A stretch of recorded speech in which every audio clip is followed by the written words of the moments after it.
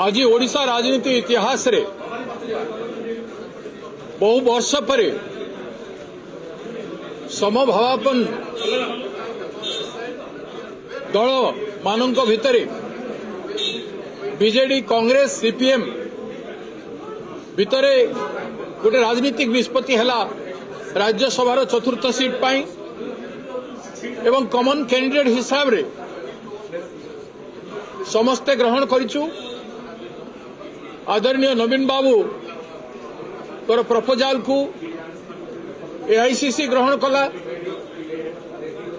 आमे कथबार्ता है गोटे कॉमन कैंडिडेट करू राज्यर हितरे राज्यर जड़े सुनाम धन्य व्यक्ति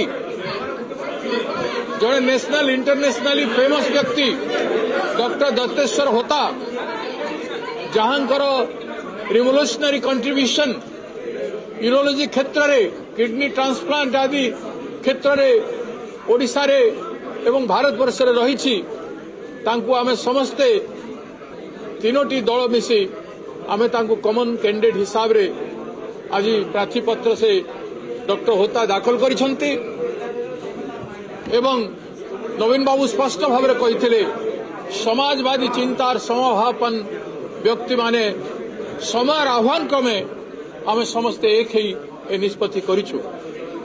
तेणु ओडिशा राजनीति रे यह गोटे ऐतिहासिक पदक्षेप। Thank you sir. जदि देखिए जे संख्या नहीं किंतु जने स्वाधीन प्रार्थी होइचंती दिलीप राय तांको बीजेपी समर्थन करछि एवं कोचन कळे बळे कौशल सरकार सेमती केबे हेई पारेनी। आपण देखिसंती हम संगे सीपीआईएम रो लीडर अछंती सुरेश बाबू तांकर गोटे विधायक अछंती एवं तांकर दलर निष्पत्ति कथा आपण जानती तांको सेक्रेटरीएट जहां निष्पत्ति करिवो